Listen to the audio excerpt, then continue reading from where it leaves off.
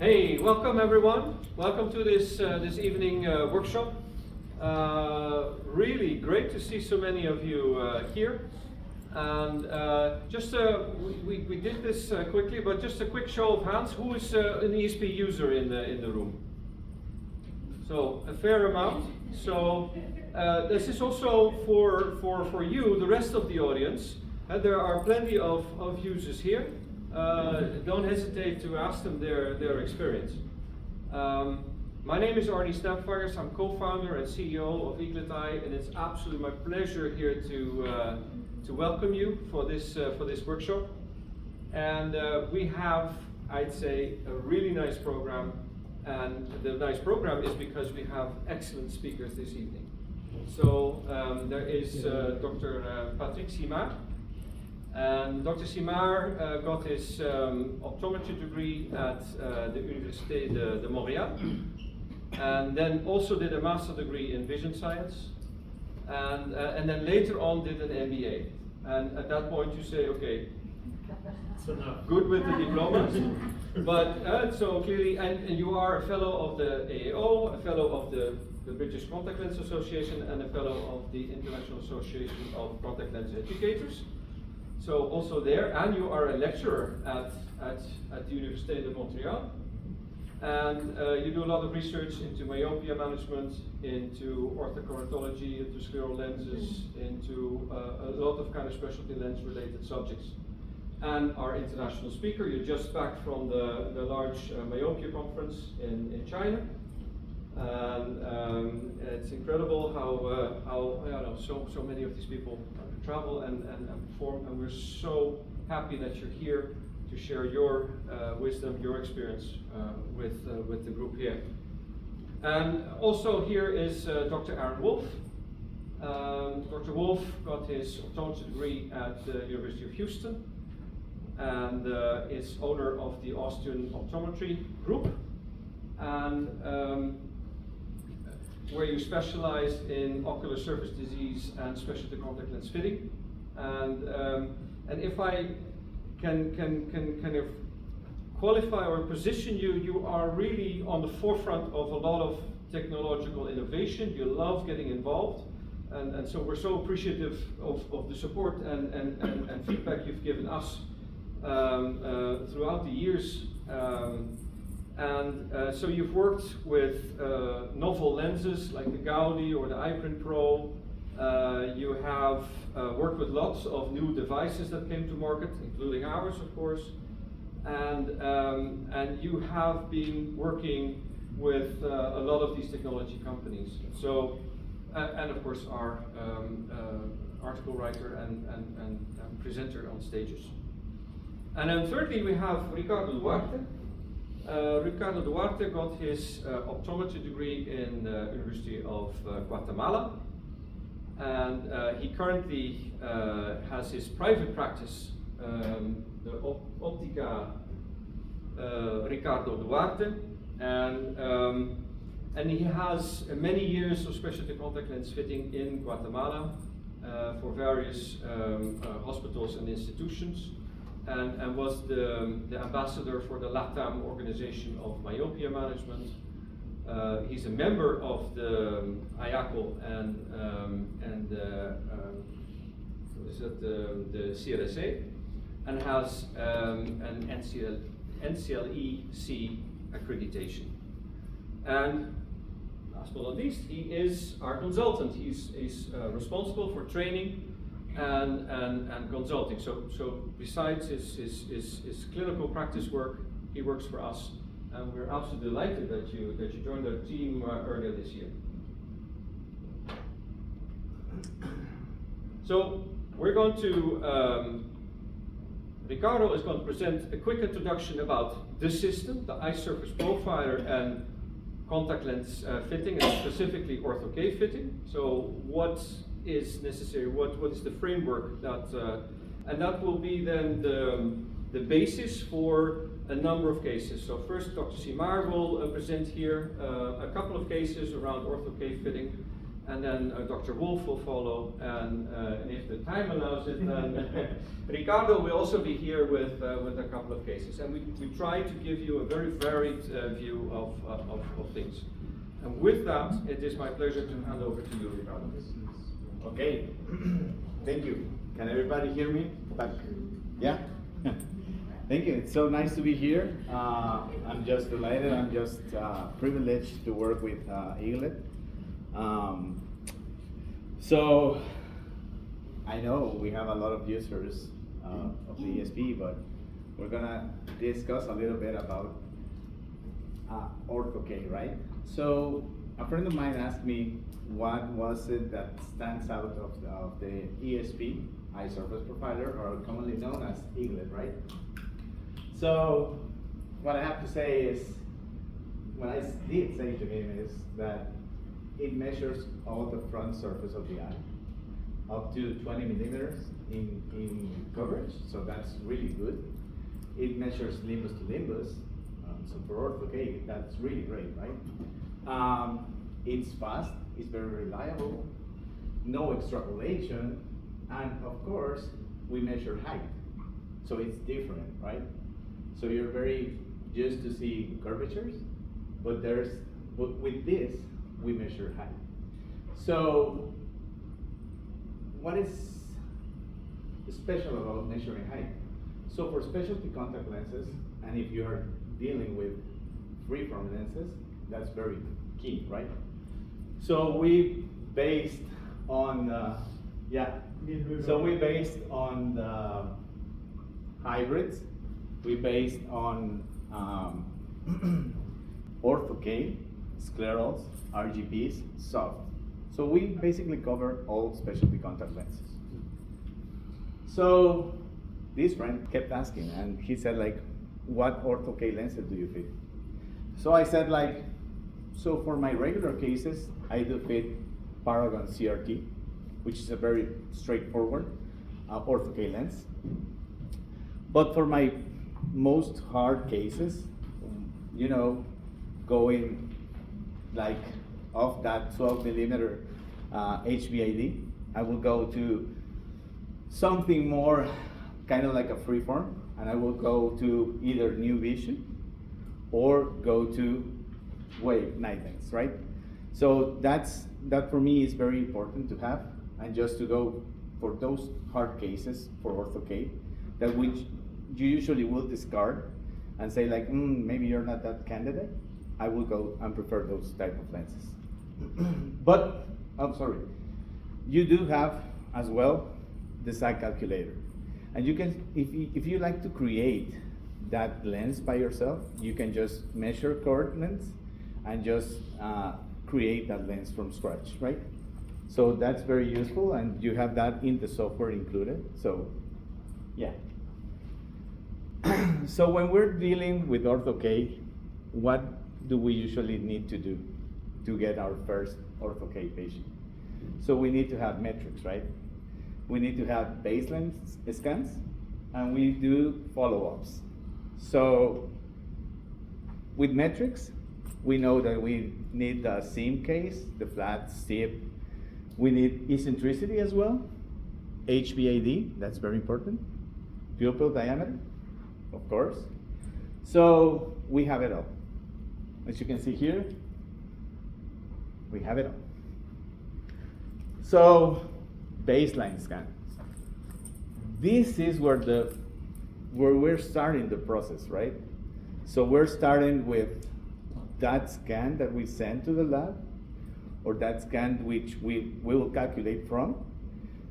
And it's very important to have a good scan. So there's a saying, trash in, trash out, right? So if you send that bad scan, you will get bad results for sure. So what do we have to see for a good scan, right? So we have focus, the quality indicators, centration, and coverage. If we get all green, that's good. If we get centration, which is key in OrthoK, that's important. So you want to check as well for smoothness on those scans. And we do the follow-up, right? So we do follow-ups after 1 night, 15 days, and 30 days. We usually do scans at that time, and we usually, I don't know about you, but I usually prefer not to do a 1 night scan, just because it may be so that that scan not pointing me into the right direction. I would just usually prefer to wait till the 15th day. So, but we expect to have that beautiful bullseye that you see there, right? This is really nice. But sometimes with the actual map, which serves us to see the myopic shift that we're doing, we can get to see that true central island or that false central island as well. So this is a differential map that our ESP is able to do so.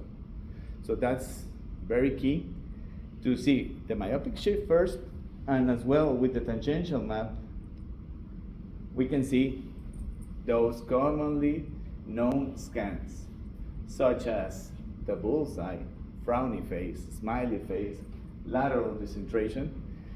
And so we have the ability to check that out with the software that we have in hand. So there's more, because as I mentioned before, we need precision, right? So if we are building a freeform lens, we need to know every single aspect of that. We have coverage, limbus to limbus. I don't know about you, but recently, or back in the day, I used to have more commonly known like 11.5, 11.8 HPADs. But nowadays, I'm having like 12.1, 12.3. And there was actually some guides to say like, if your HPAD is over 12, then that's probably not that good of a candidate for OrthoK. So with this, we can know exactly what is the actual HPAD because we get limbus to limbus. So, and third, the ease of use. So ease of use, because the machine is so easy to pick up and really learn from it and use it really quick. So like I was telling you, precision. We get from side to side that beautiful line pattern that you see there, and with no hole, no loss of information. We get almost 500 data points, and we get a precision on corneal of 2 microns, and scleral, I think it's 10. Yeah. So it's really nice. So coverage-wise, like I was telling you, we need more information. And I have always said, like, if we get more data, we get best results. So sometimes with other topographers, we may lose a little bit on the vertical meridian. And with our profilometer, we get the whole 9 yards. So it's really good. And the ease of use, really, it's really easy. Just open the eyelids, take a shot, and that's about it. And if you see here, this is the actual optimal focus distance. So you don't have the ESP in front of the eye. So it's not invading the space of the patient. So if you have those kids, like very, very active, so you don't see that being an interruption on the scan, right? So it's really nice and easy. So let's transform specialty lens fitting with the use of technology, because this will give you our best results. So without further ado, I will leave you to our next speaker. Sure. Okay. Thank you. So really happy to be here.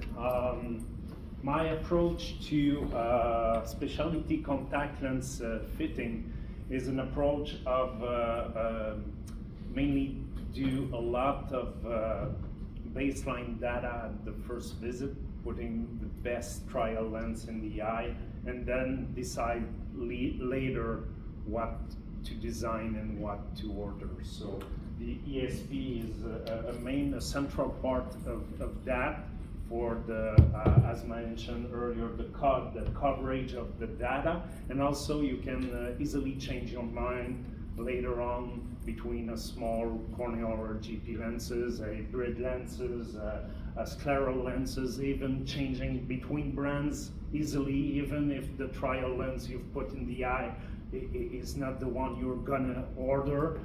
So the data are very reliable for that. So today I'm gonna present you two cases of what we call trans-limbal orthokeratology. Those cases are kind of extreme cases that didn't work with the traditional corneal or GP ways. I'm doing more and more of that modality because I feel that I have very reliable data, especially in the landing zone over the 8mm cord going over the limbus, and I feel it's more safer than it was before to do that kind of diameter with the ESP. So this is a case of Lateral Rider. Now a male student of 15 years old. I was pretty good at managing his myopia. You see the data of the AccuLens over a 5-year course. In the right eye, even a bit smaller than it was at the starting point. The left eye, pretty much the same within the error of the measurement data. Initial myopia was -3. I had to do a washout in 2024 because of the problem. The problem was centration. In fact, despite the fact that I had a very good control over the myopia, the lens never centered well. And this was mainly because of this boy was an Asian boy with really tight eyelids, so I did many changes over the years.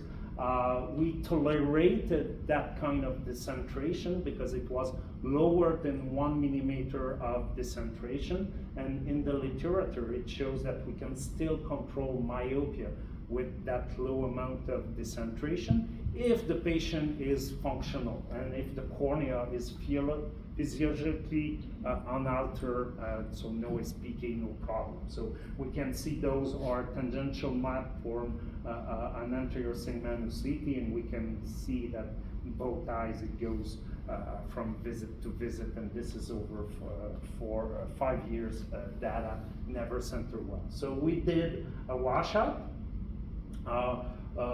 And this is the scan of,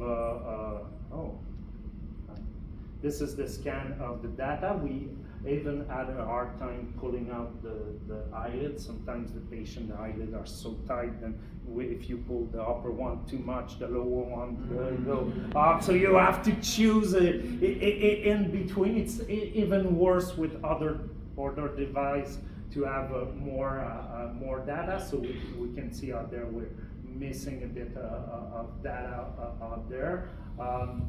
But it's not the dramatic in the design of the translimbal OrthoK, because what we need is really the toricity, mainly in that 8 to 10 millimeter zone, and because the rest of the design just flow over the limbus and the conjunctiva.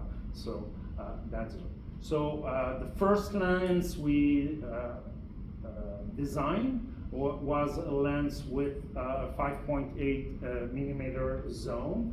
The reference sag was straight out of the ESP device, so there was no adaptation from it.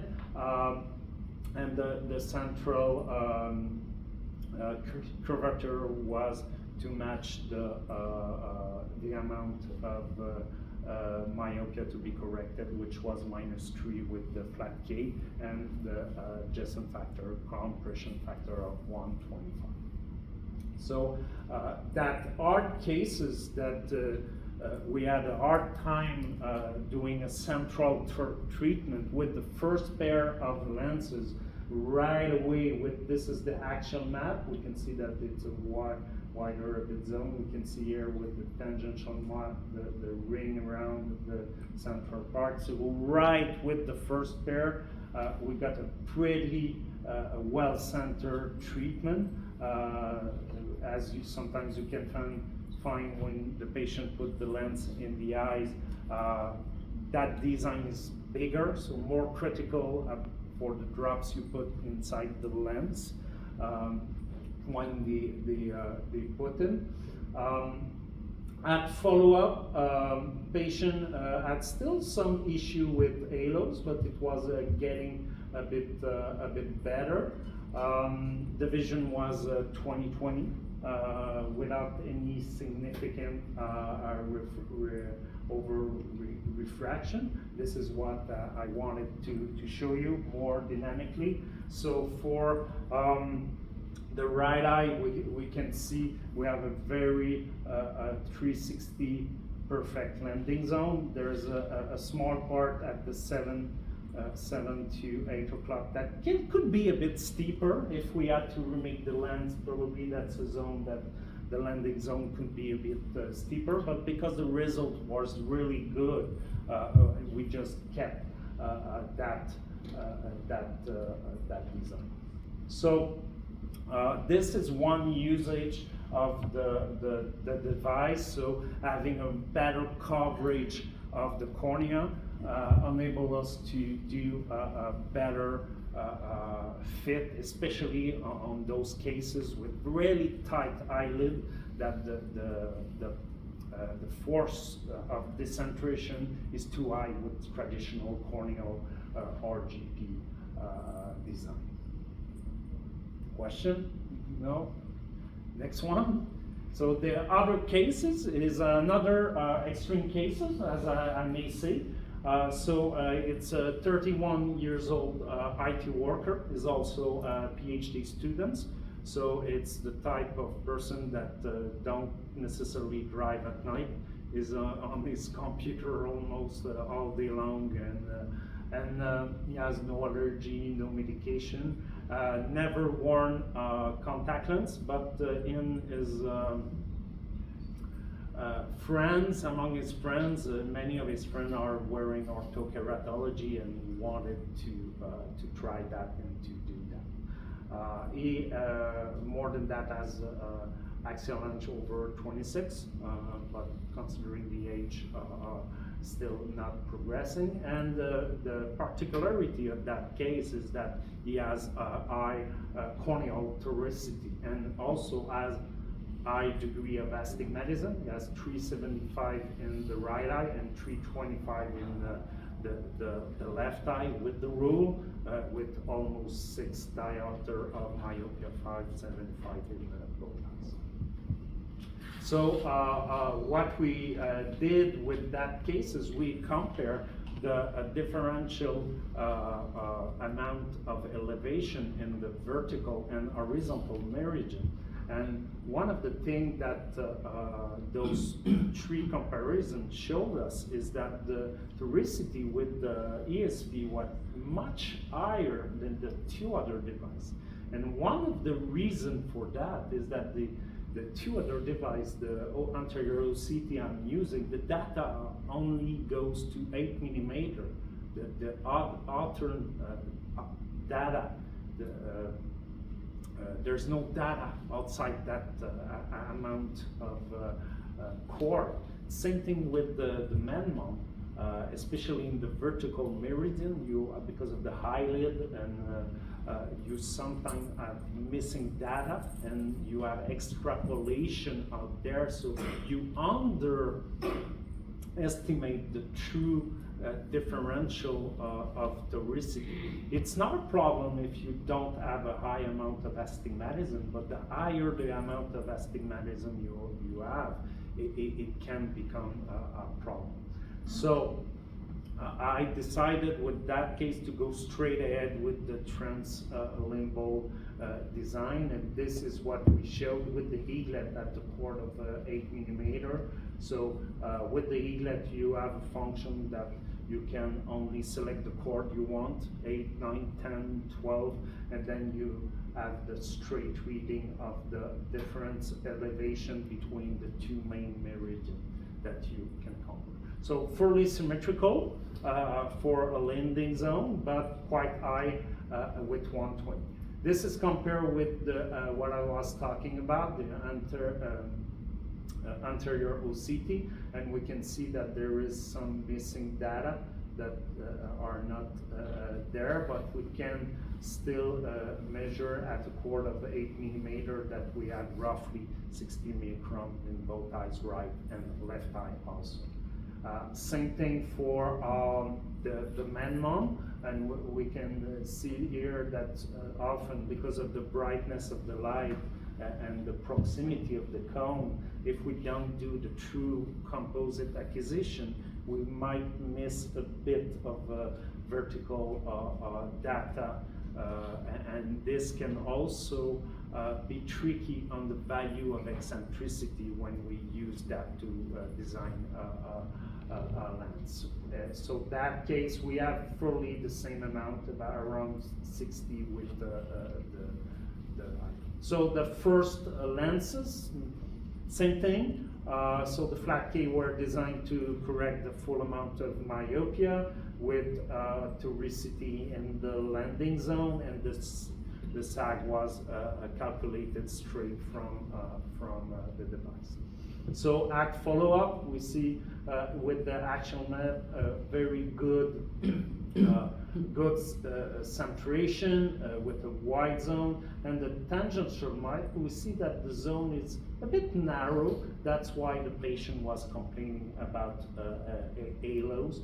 And because we had a very wide landing zone with the translimbal design, we also have more space to go a bit bigger in the central optic zone without any risk of creating abrasion or being too near the central cornea. So the next step to improve the vision was to reorder a new pair of lenses with a bigger optic zone. So we passes to optic zone of 6.2. For the left eye, it was basically the same sagittal. The left eye, we put a bit more clearance in the central part to be a bit safer, because it is far from the cornea, and this is the final result. And we can tell that we have enough space. When the patient is blinking, we see that I'm gonna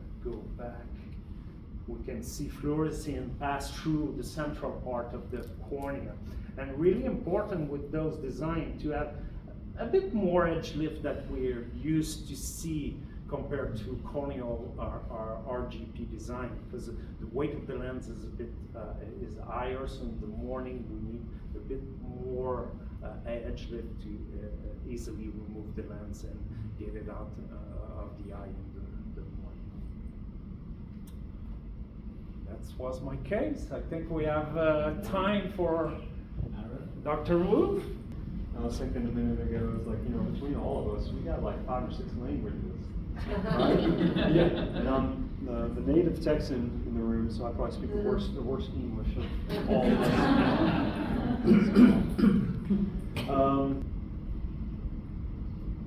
There's just some disclosures, but as Arnoud mentioned, I mostly just I like to just take scans. I like to take maps, different devices, and then try to do some good with those maps. So I kind of send them to the companies. They'll kind of work on developing some of these new lenses kind of before they come to market. I will learn a little bit about these lenses through the process and kind of just let them know maybe what they need to tweak before it's like kind of maybe ready for the big time. Can you speak up a little bit? Yeah, absolutely. Okay. So if you all have any like specific questions about certain lenses, I would guide you towards some of these manufacturers. So we're going to go through a couple case reports. This first case report is Hyperopic OrthoK, which is I've done a couple of those this weekend, and there's even one tomorrow that I'm going to talk about. But the Hyperopic OrthoK is it's not FDA approved, so just keep that in mind. Like it's a lot of this stuff is a little bit There's not going to be much written on it. You're going to kind of have to figure it out on your own, or get with somebody who kind of does some of this more off-label, type stuff. But this is going to be a hyperopic example. So this is a 63-year-old white female, pretty moderate, moderate to high hyperopia, more or less about a plus 250 plus 3. In their full mature presbyopic ad of plus 250.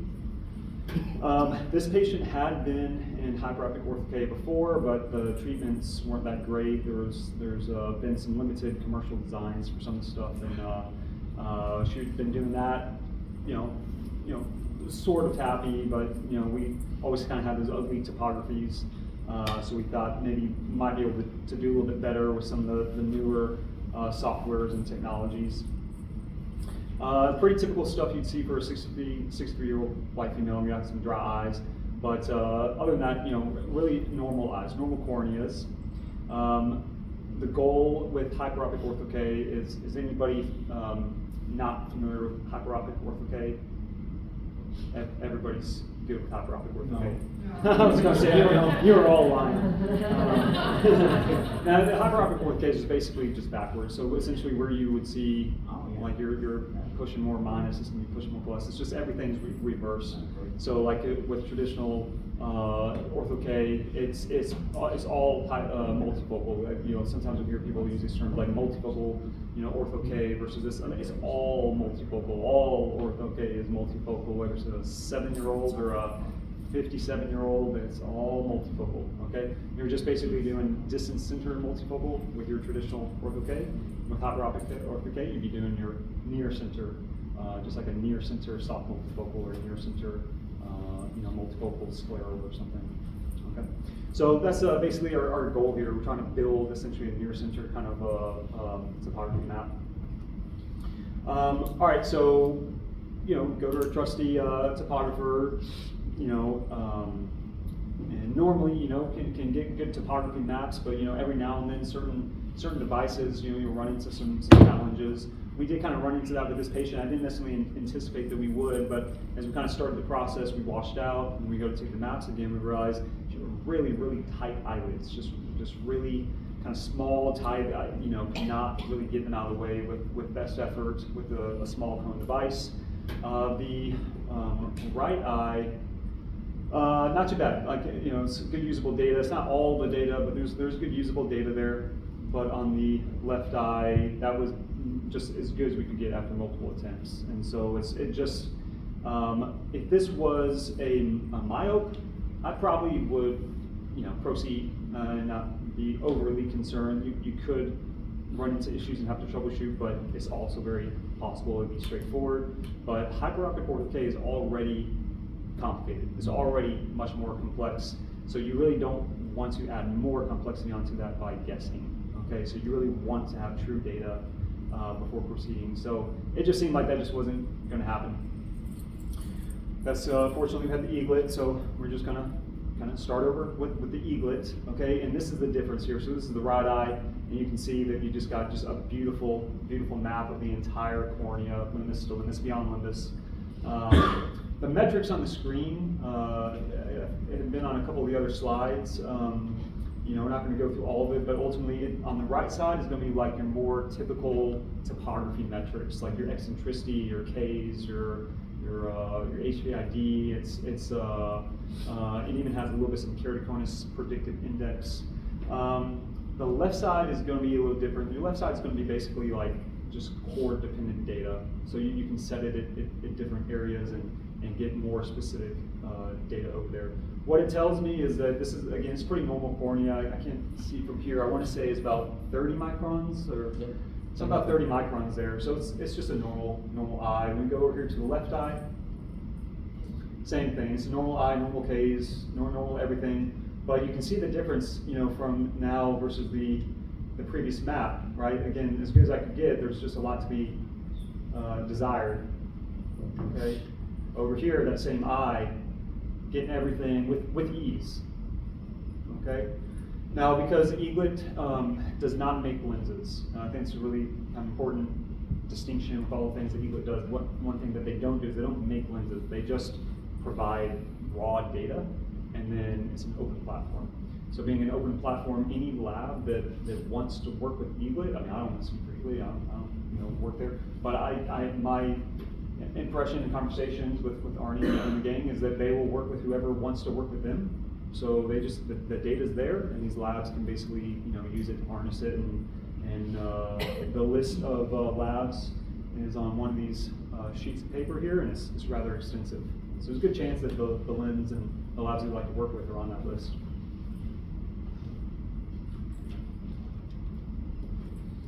Okay, so basically this is a wave design. Wave's kind of unique software. You just basically, you kind of just get to create. There's some rules, some limited rules, but ultimately you get to kind of create a piece of art really with your lens designs. So this is the right eye. Whereas you're used to seeing a tear film simulation, it's going to kind of go up at the edge and dip down the middle. Again, everything's flip-flopped, so it's going to look a bit funny for you. This is the left eye. It looks much the same. A couple of small differences. I won't go into the details. We don't have time to go into the details of design. But if you look over here, you'll see that this little hump, that is basically the mound of tissue they're going to be building. Think about like the reading portion, and it's a little bit more full, more inflated, okay, versus over here it's a little bit pointier, okay. So the difference is because that dominant eye, I'm squeezing some of that near power into a smaller range, right? If it's like a hill or a mountain, and the top of the mountain is reading, the middle of that mountain is like your intermediate, and like the base of the mountain would be distance. And if I'm trying to squeeze it into a smaller space, that would be making a steeper mountain. Okay, does that make sense? So that's the dominant eye. And so you do funny things like that with these designs. All right, this is what it looks like after treatment. Again, you're going to typically see the colors reverse. Usually in OrthoK, you're going to have blues in the middle with reds around it, but because this is all backwards, you're going to have red in the middle with blues around it. You can kind of see, so this is your baseline bisphere map. Bisphere is, maybe we'll get a chance to cover that, but bisphere is basically like your typical map that we see on the Eaglet. It's an elevation map. It's just your generalized map. And then you're going to have your axial map, and you're going to have your tangential maps, okay? And at least for this particular conference, we probably have to go over the difference in those maps. And then you have your power profile, which again, if you've seen this in the other topographers, it's going to dip down, but you're going to go up, okay? And then your red and green is basically your primary meridians. Okay, so ultimately what we have is really a beautiful, we got a little bit of a larger, you see how this orange mound is bigger on this right eye and smaller on the left side? Does anybody know why that is? I mentioned it. It's the dominant eye versus the non-dominant eye. I made the mountain steeper, and right, and then so that's going to give you a smaller little red circle there, and the dominant eye, I kind of widen that up, and that's why it's bigger.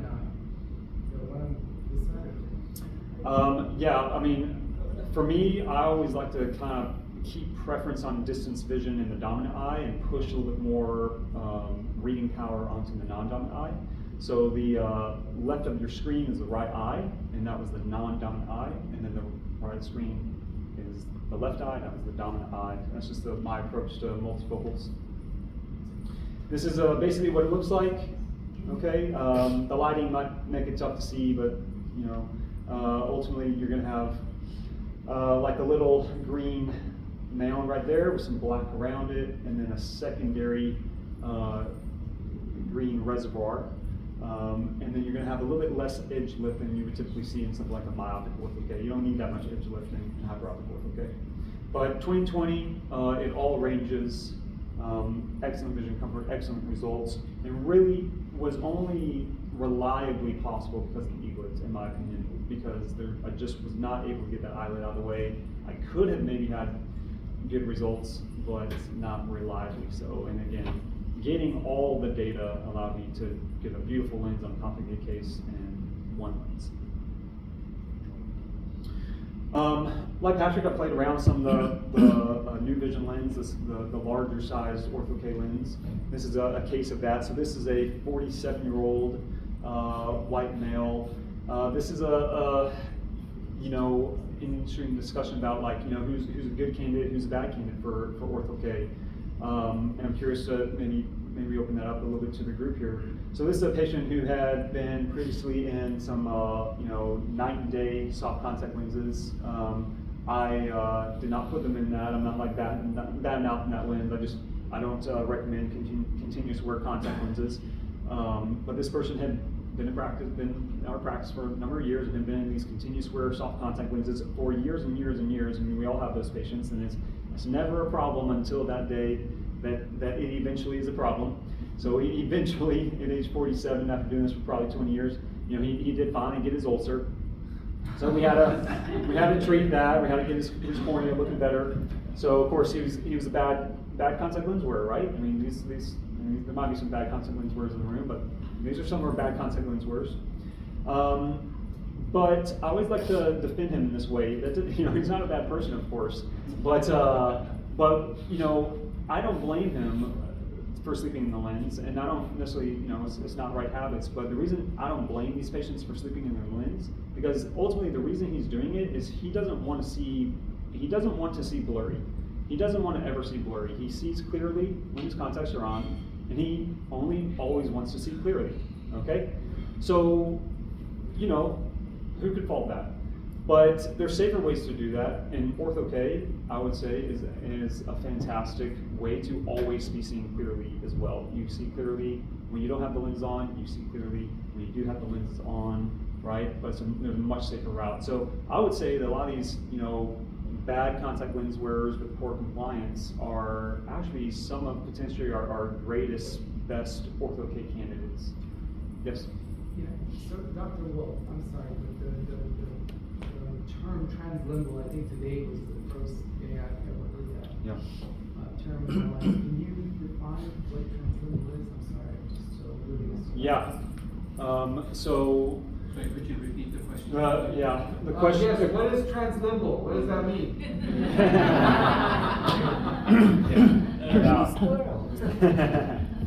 Well, bite my tongue on a politically incorrect joke there.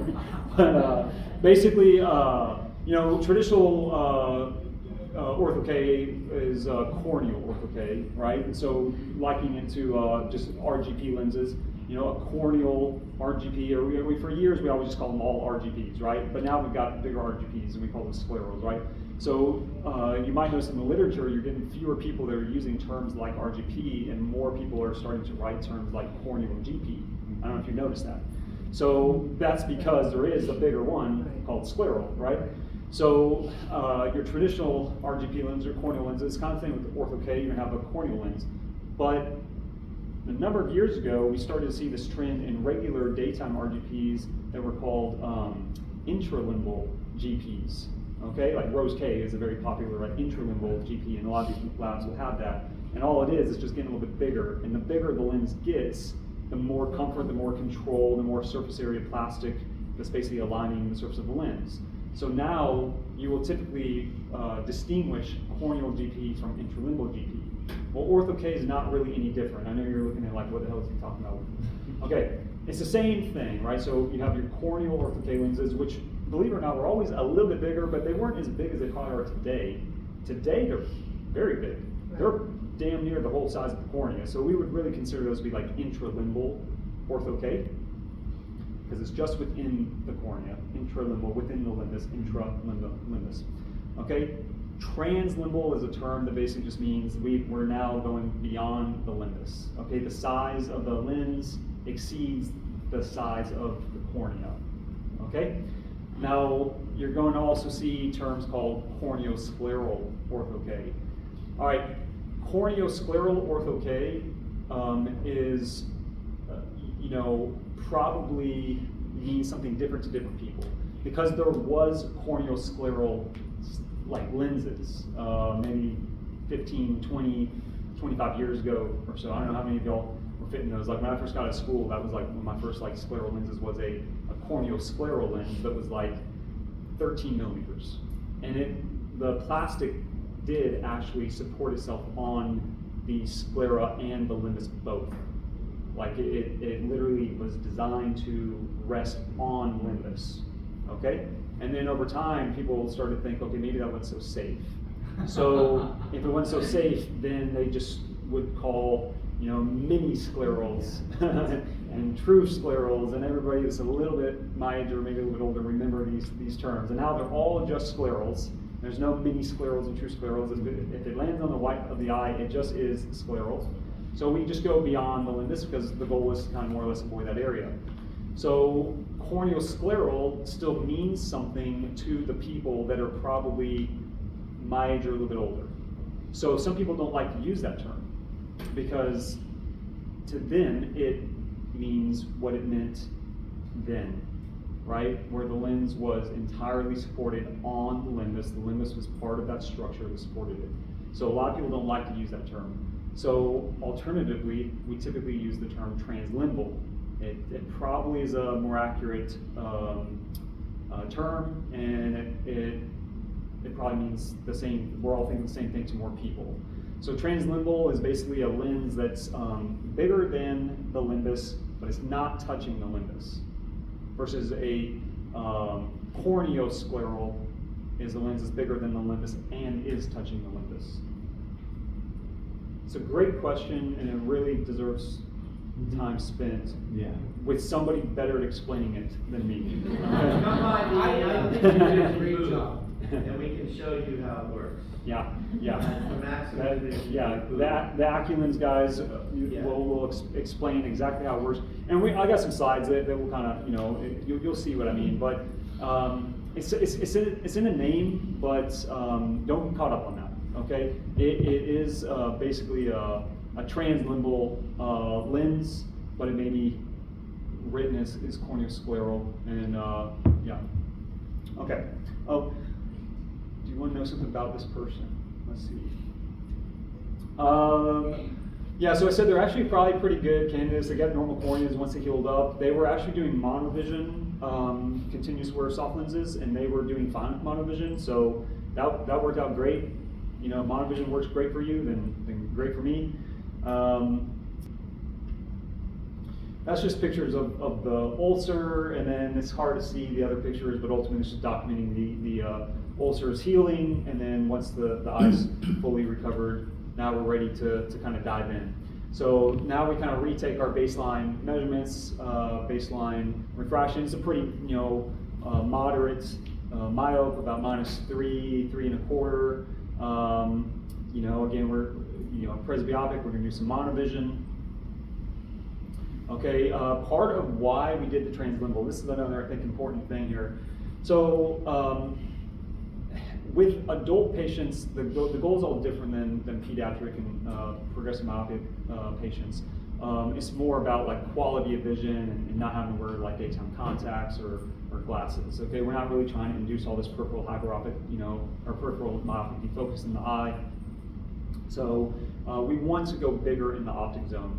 With a translimbal lens, the bigger the lens, the bigger the amount of plastic and surface area that's on the lens, the more of that you can align to a more peripheral part of the cornea.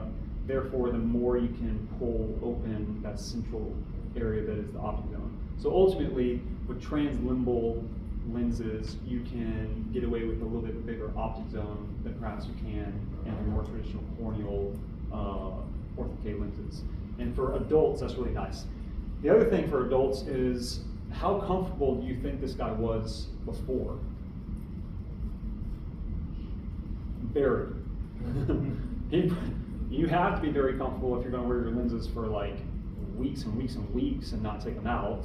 He probably also had neurotrophic, you know, damage or whatever. So if there's one thing he was not complaining about, it was comfort. Okay, with his lifestyle for the last 20 years or whatever.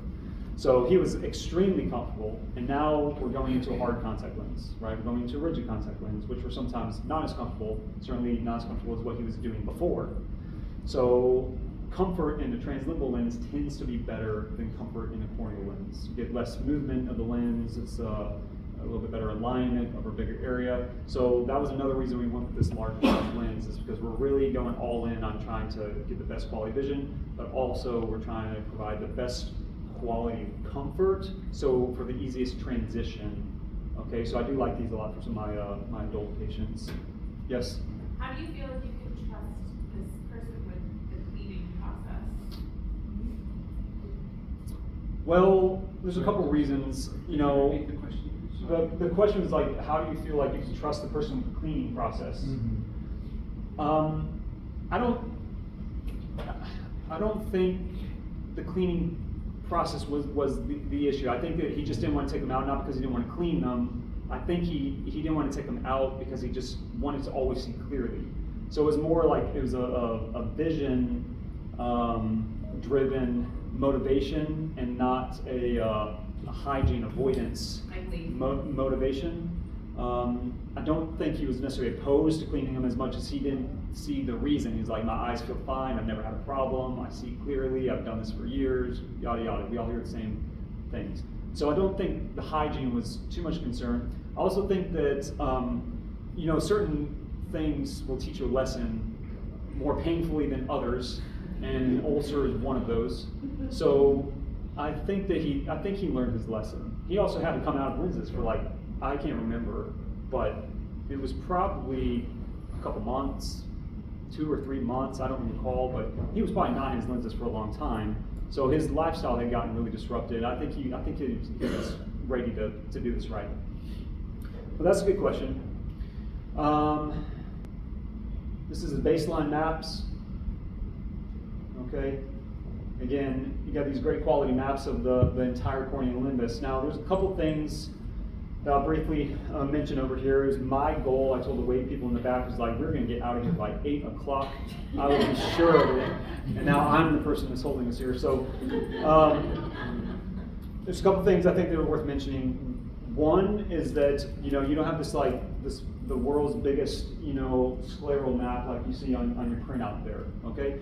Because you only need as much data as you plan to use, right? So if you're going to make a scleral lens, you need a lot of scleral data. So you're going to pull the eyelids more open, you're going to capture a lot more stuff. And you can certainly get, you know, beautiful quality tear film maps on large scleras, but it's you have to be more intentional. It requires maybe a little more skill, more preparation, maybe more attempts, maybe more number of scans to get that beautiful perfect tear film on a 20 millimeter wide scan. If you're only trying to pull eyelids apart, maybe 14 millimeters, then you have a much greater chance to get this beautiful tear film. Okay, so if you're designing a corneal lens or an OrthoK lens or something like that, you don't need the world's biggest scan. Because you may potentially offset that with a lower quality scan as far as tear film. It's a projection device. Everybody knows that. So it's projecting 2 grids onto your eye, if you didn't know that yet. So like a Placido disc device, people in here probably have like a Caragraph or Medmont or something like that. Okay, you know, whatever you have, it projects rings.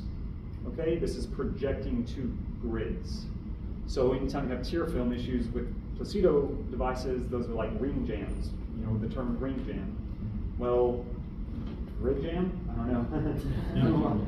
We'll call it grid jam, I don't know. But basically, it's if the grid has tear film disruption, you're not going to get good quality data in that spot, okay? So that's the one thing I point out. You don't need a great big scan for something like OrthoK typically. The other thing is just, you'll learn a lot about the eye from these scans. You know, some of the Eaglet users in here, you know, probably see a couple things, but you see the direction in this elevation map? Would this be with the rule or against the rule?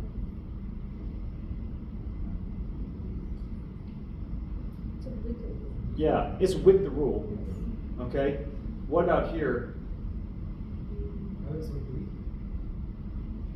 Yeah, I mean, I guess you could argue that, but basically it's kind of against the rule. Basically, the point of it is like, you'll find that if you see over here, the direction of this is maybe perpendicular to where the blue is here, because the sclera in the cornea are independent. They don't play by the same rules. And so you can have a with the rule cornea with an against the rule sclera. You see it actually quite a bit. Right. Okay, and then you can sometimes have them, you know, together and whatever. So the reason I think it's important to get all this information is because you can get devices that will map out most of the cornea, and maybe not all of the way of the cornea, and then you can assume that the sclera follows a similar pattern, and therefore you could make some features on your lens, assuming something for the limbus and the cons right beyond that, that actually would be not true. So if I assumed that I could make, a lens like a translimbal lens, this is the flatter meridian, that I can make it a little bit flatter here, and if that's a steeper meridian, I can make it a little bit steeper right beyond here, I'd actually be quite wrong. If I made the steeper too steep in here, just based on where the cornea is steeper, you'll find I'm actually in the flatter part of the sclera. Mm-hmm. So you just really need the actual real data. This is just some pictures. Patrick already showed some beautiful, beautiful pictures of translimbal lenses. So, you know, there's really no point. But they just look like OrthoK lenses, but bigger.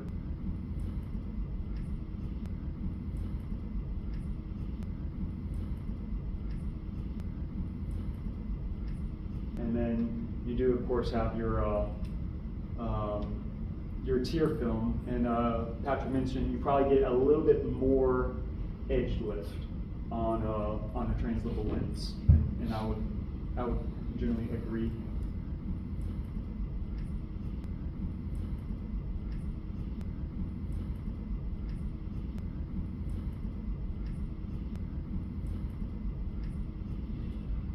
Your maps, how this is on the screen is you have your action maps on the top row, your tangential maps down at the bottom. You get a really nice big blue pattern because I made a nice big optic zone on this particular case. This right here, anybody know what that little green little spot right there is? It's not SPK, but that's a fair guess. That's a good guess. It's a little central island. So, yeah, the reason I bring this up is because I have a poster up there on this case, and if you have more time, you know, please check out the poster. But what we're finding, because this particular case, I did all the pre and post maps on 3 different devices, 3 different technologies. So you'll see that on the other devices where there's like very subtle central islands. Does anybody know the term interpolation? Anybody know the term extrapolation? Okay. Extrapolation would be like if there wasn't any known data in a spot, but you kind of assumed what that data would be based on the data around it. Interpolation is like there is known data in that spot, but it doesn't really match the data surrounding it. So if I have a whole bunch of 10s, but then I got like a 3 and a 7 surrounded by a whole bunch of 10s, the 3 and a 7 is probably not real, so the computer knows that, so the computer is probably going to take all these 10s and take that 3 and a 7, and it's probably going to make that 3 and 7 more like an 8 and a 9. Does that make sense? It's going to kind of blend it to the data that's around it. So it's known data points, but the computer says that's probably a tear film defect or something like that. Okay, that's called interpolation. The Eaglet's unique. It's the only device out there that doesn't interpolate, okay, or extrapolate. So whatever data point there is, it will show it. Okay, so if there is like a little bit of central island where you're not getting proper treatment, it can be hard to identify those sometimes on other devices. Sometimes the quality of vision may not be what you run or something. It just looks like a pretty good map, but some that's because the software is trying to smooth out those colors and those data points. But the Eaglet, it'll show you like an actual real data there. Okay, so that's just a very, very subtle central island. Now in this particular case, it's so small, and it's still compressing, just not quite as much as the area around it, but the patient's vision was good, and I didn't mess with it. It was like Patrick, like And maybe it didn't look perfect on a picture or something like that, but vision's good. I'm not gonna like mess with the good thing. This is just again more of these maps. So you think that's true central island? No, false central island. Okay. Yeah, false central island. Like I said, so it is still compressing, but not compressing as much as the area around it. So false central island, but still, false central islands would probably be even more difficult to pick up than a true central island. A true central island is a pretty obvious. I mean, all these devices should pick that up because that's the tissue that's like higher than the surrounding kind of curvatures. But a false central island is lower, it's just not as low as the stuff around it, okay? This is, you know, these just really nice looking maps, nice big axial maps, big optic zones we were able to achieve with this case, okay? And again, your more typical power profile dipping down. Vision's, you know, very good in both eyes. You know, the right eye not being as good is not because of any map stuff. It's because that was the monovision. We kind of did mild monovision. We targeted a lower amount of myopia there. That's why that's a little bit reduced. But the eye that actually did have that false central island is actually the 2015 eye.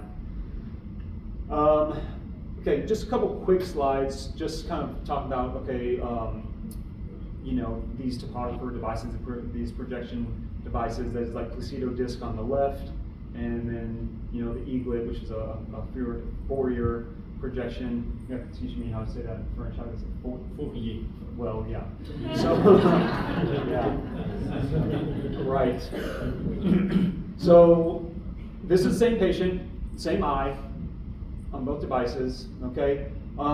Just to orient yourself, the bottom left is your corneal elevation maps, which would be over here like the bottom right. This would be your corneal elevation map.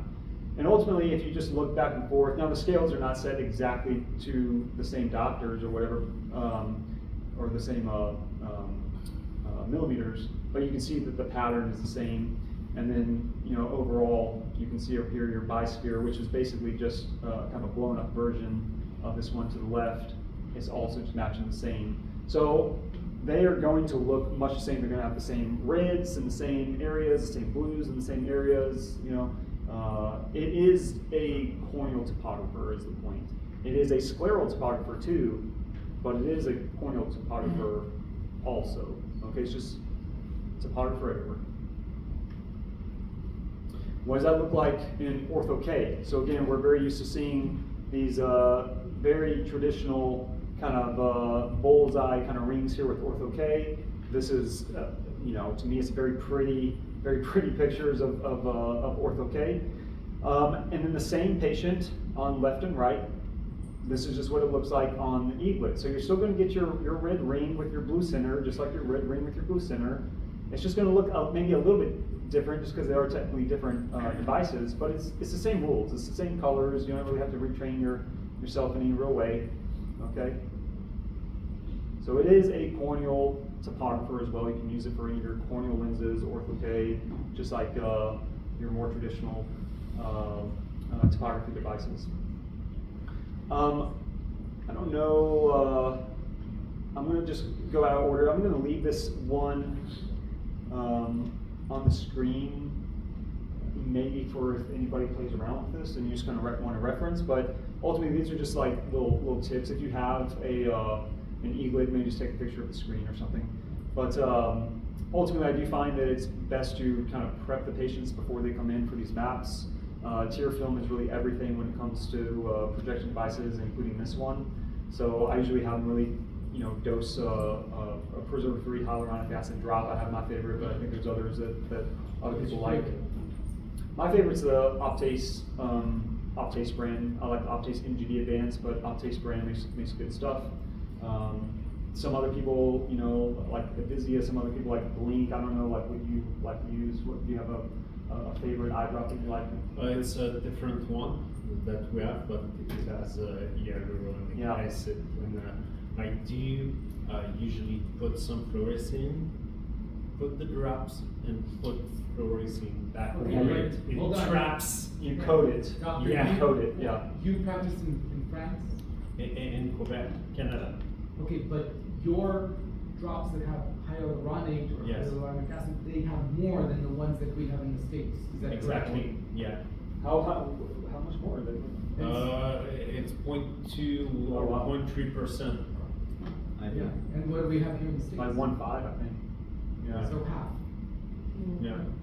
So it's more viscous, that's why we talked about it earlier today, so my best recipe, because especially those squeezer that when they squeeze all the fluorescein go out of on the cheek and everything, and you have to start again. So my best recipe, it looks like yours, that's a good one, but I put fluorescein top the bottom, then I put the artificial tears, wait a bit and put some more fluorescein, and then as you said, the fluorescein is kind of Coated. trapped, Yeah. coated and under the I like that, yeah.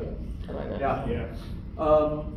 You know, again, this is mostly if you're getting scleral images, you know, you're going to want to do proparacaine because you are going to have the eyelid more wide open. If you're doing something like just like a corneal lens or OrthoK, you may not need that. But if you're doing scleral, then I'd probably anesthetize the eye. Proparacaine, good. You know, fluoresce, altifluor, I'd say that. You know, this really probably should be a two-person job, like in a pinch. And it should be more the exception than the rule. In a pinch, if you have to do it by yourself, there are maybe some tricks to do that, but generally speaking, I would anticipate this as a two-person job. You're going to get the best results if you treat it as such. I like using two strips. You know, over time, I just found that for whatever reason, you know, two strips are better than one. Whether it's before the drop, after the drop, I just, you know, two strips it just seems to make a world of difference, and fluorescein is ultimately cheap. You know, there's a picture earlier, I think Ricardo had a picture, and I've seen this, you know, a lot. There's just different ways to hold the eyelids open. You can do it with your hands and fingers. I like to use some kind of like a Q-tip or some similar device like that, and kind of block the lid against the orbital bones. I find that works a lot better than like holding them apart with your fingers. Okay. But you know, that's it works for me. I like to take a lot of images. You can always delete them. If they're already sitting there, I'm probably gonna take, you know, 6, 7, 8, 9 images on everybody. It's just we're just rapid fire. We're going. We're reviewing. It takes a couple extra minutes. We got to go another round, but I'm going to take as many pictures, and then afterwards, I'm going to sit down and I'm going to kind of like decide which ones were my best ones and toss out any undesirables. Okay. Yeah, the scleral blessing. That's you know, that's just something that, you know, also works for me. That's, I mean, Catholics in the room. It's the top, bottom, side. Top, bottom, side. Okay, you're about, yeah, exactly. So it's fluorescein, top, bottom, side, as opposed to like putting it in like in the tear lake or something. Okay, you just dab in all quadrants. Bless them. Pray to the Profilometry gods. So this is you know, kind of what you're looking for, right? We have this beautiful grid pattern on the eye. Okay, you're going to have your metrics to tell you that you're in focus. Okay, this is a beautiful map that you know, Ricardo and Arnie, Rainier, these guys, they can tell you more about the more the science of the tangent angles map. But what I'll tell you about it is practically this is basically a quality assessment map. This tells you you're going to be able to identify dryness a little bit more. You know, elevations and dips, you know, convecculas, things like that. You'll kind of get a sense of how real sometimes that is versus defects or artifacts. Your main map is going to be right here. Your goal is to get at least all the cornea limits if you're doing, you know, OrthoK, and then wider and wider for sclerals. Focus and centration, they're really, really important. If it's something like OrthoK, and then, you know, as Ricardo and Arnie were talking about, 2 micrometers on the cornea, 10 micrometers on the sclera, that's very, very precise. And we know from our OrthoK lens designs, we are, you know, designing these lenses by like few microns. Sometimes we're aiming to have like, 5 microns of tear layer thickness. Sometimes we want 10 microns instead of 5 microns or whatever. So we're making very, very subtle changes in our design. So, having good focus and taking really good quality maps, it's really important. And this device will get you such, I don't know if specificity is the right word, but such sensitivity, probably, such sensitivity that you can be confident in your designs. And then one thing that wasn't mentioned, but it's important, I think these guys will definitely agree, is just verifying your HVID. So the computer will automatically do that. Some devices you have to manually measure HVID. This device will give you HVID and VBID, so basic horizontal and vertical. It'll automatically do that for you, but you do want to just double check it, because computers sometimes are not exactly right. You can easily just move it to where you think it's correct in that. But that's a really important thing to do prior to exporting your map or prior to designing lens off of that. I think that's it for my my slides. I saw a hand though.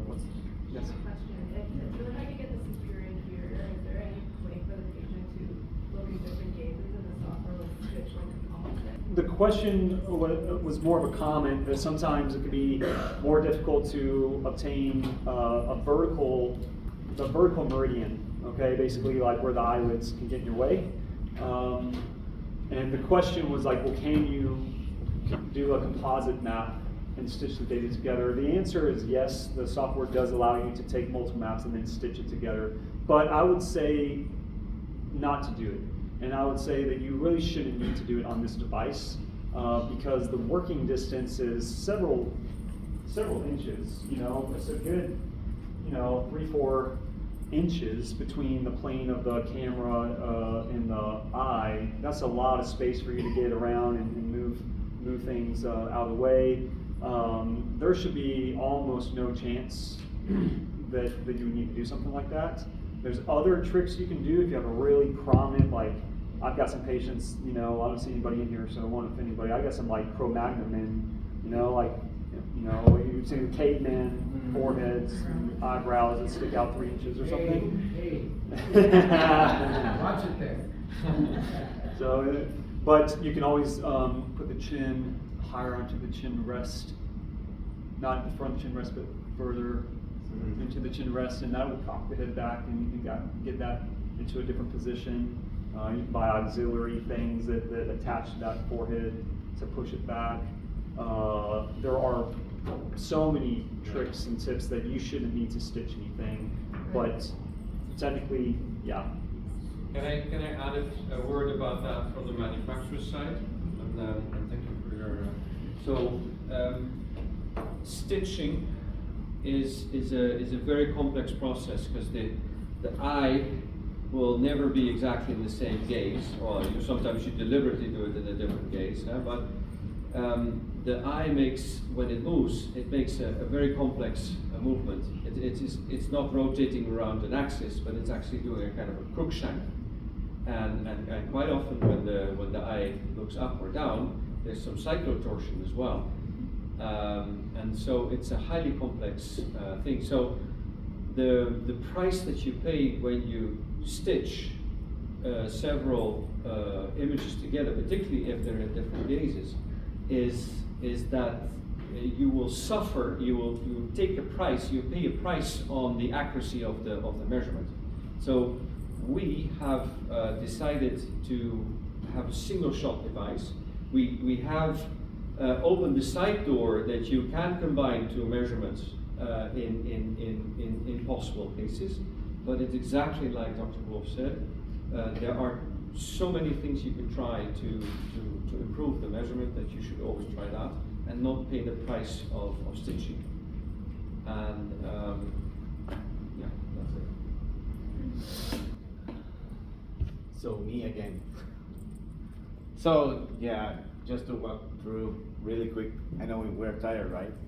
Yeah, yeah, I know I am. So this is a case I did in Guatemala. I'm from Guatemala. So this is a Paragon CRT case. This is a young girl, 11 years old, with a -150, both eyes. She was wearing single vision specs and she didn't want to wear it.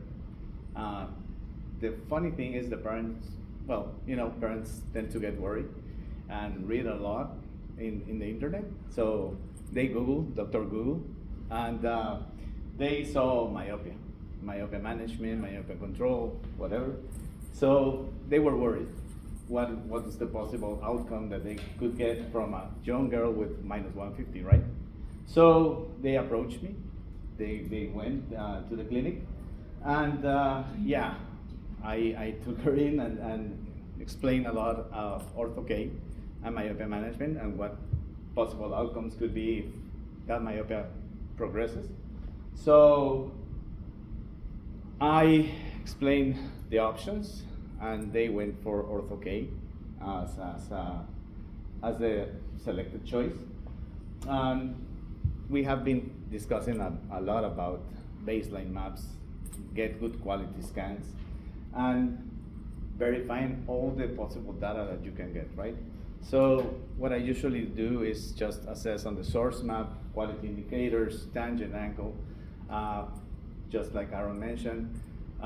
This could be the one key thing that could tell me it is a proper scan. There's no fluo breakage, no dryness.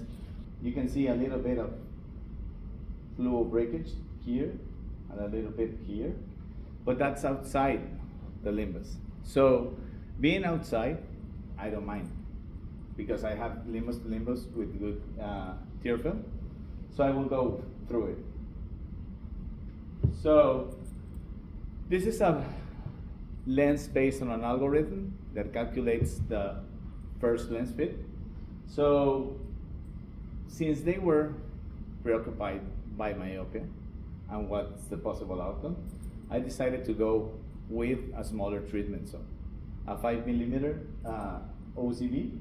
So it basically just hit calculate. It calculates my lens and makes my life a little bit easier, and then just send that data to the lab so that they can create my beautiful lens. I have been working with her. I'm still in the process of finalizing that treatment with her. This is now the outcome. She has 20/20 vision. She is very happy, and this is the fluo pattern that I got, the treatment zone. So yeah, it's a beautiful outcome that I have with her. She is happy. So that was my one case. So yeah. Wonderful. Thank you. So any questions for our three speakers? I think we'll get a shirt. I Yeah, love please. the shirt. I said, Go hopefully ahead. we get those shirts. I love those shirts. Oh, shirts, yeah. Shirts, so any of our users, it is you are all welcome to a shirt, but some of you first need to buy an ESP. So, Ted is here, he's got a stack of order forms, we can get that processed and get you with that t-shirt very right away. But yeah, so don't worry. But any other questions?